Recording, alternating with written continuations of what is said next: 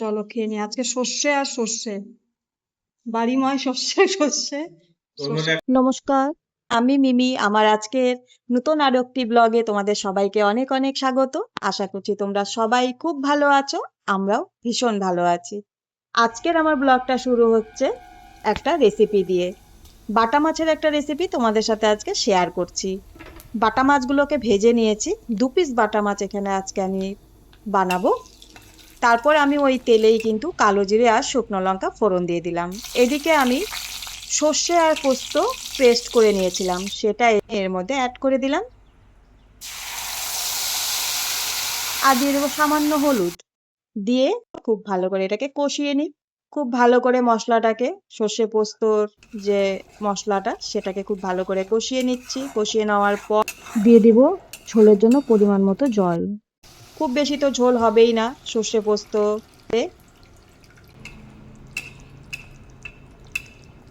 সামান্য একটু ঝোল দিয়ে আর নুন দিয়েছিলাম, নুনটা আমার দেখানোটা স্কিপ হয়ে গেল।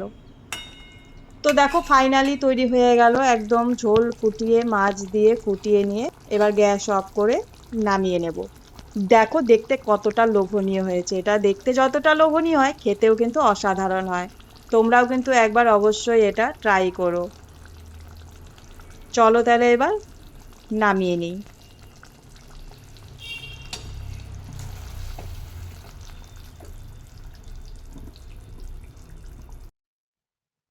আমি এই পাত্রের মধ্যে রেখেছি কারণ তোমাদেরকে দেখাতে সুবিধে হবে।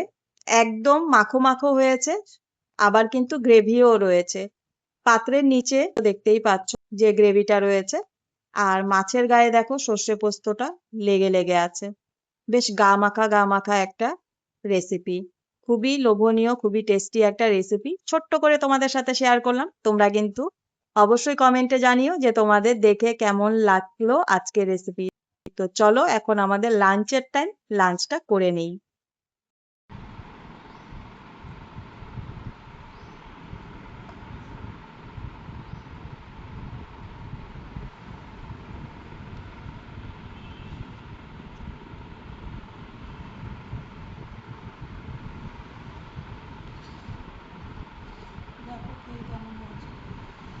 দেখে তো দারুণ লাগছে, গ্রেভিটা দারুণ।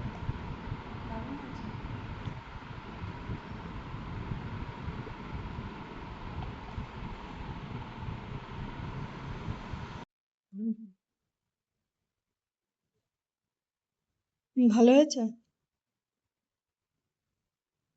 ডিম আছে মাছটার ভেতরে প্রচুর। ডিমওয়ালা মাছ।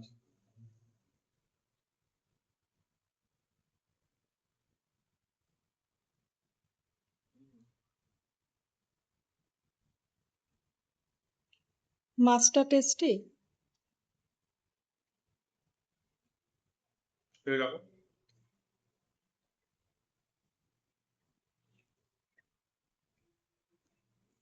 ভালো হয়েছে।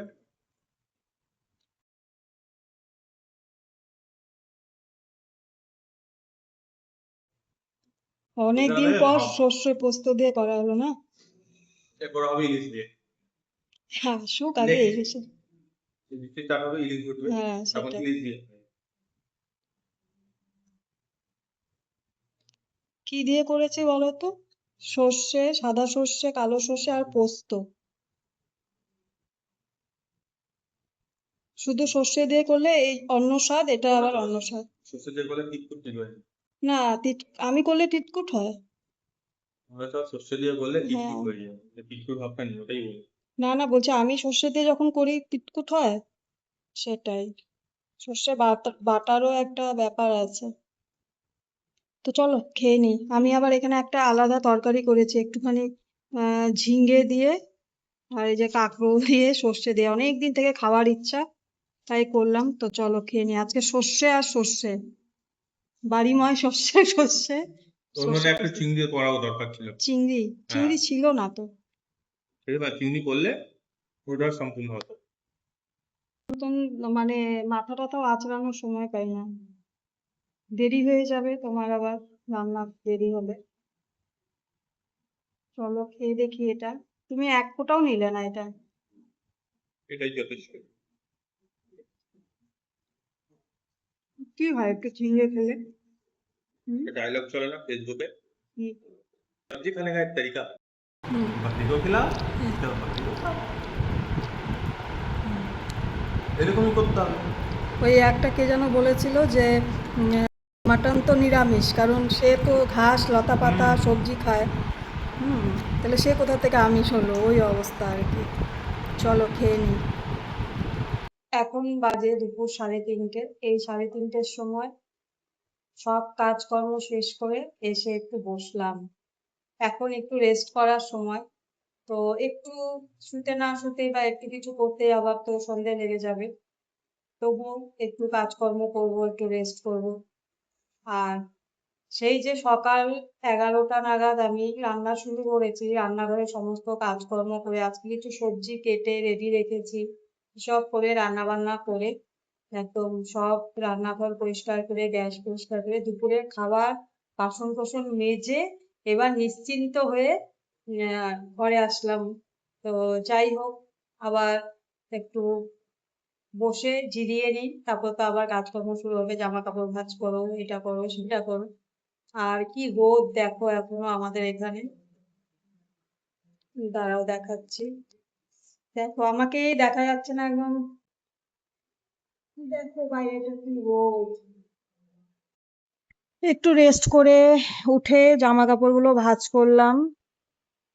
আর একটুখানি দেখতে পাচ্ছি মেঘলা মেঘলা হয়েছে, বৃষ্টি হবে কিনা জানি না, তবে মেঘলা হয়েছে। দাঁড়াও দেখাই। দেখো, দেখেছো? এখনো কিন্তু ভালো গরম আছে।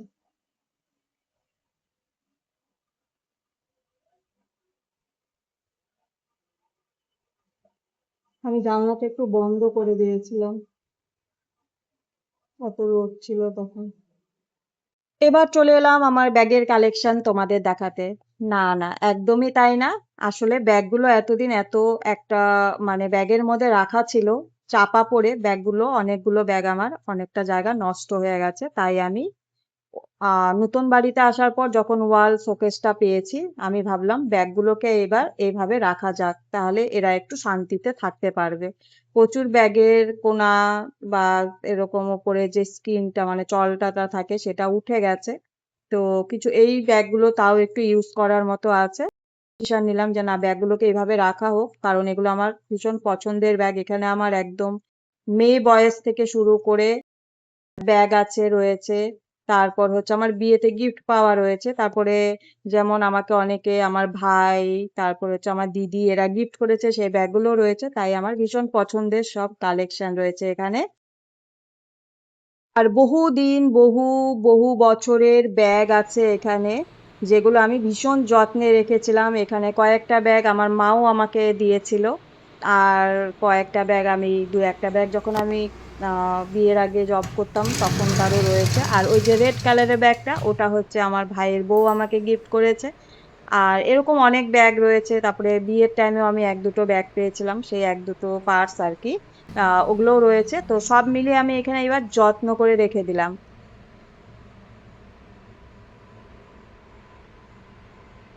আজকের ব্লগটা তাহলে এখানেই শেষ করব।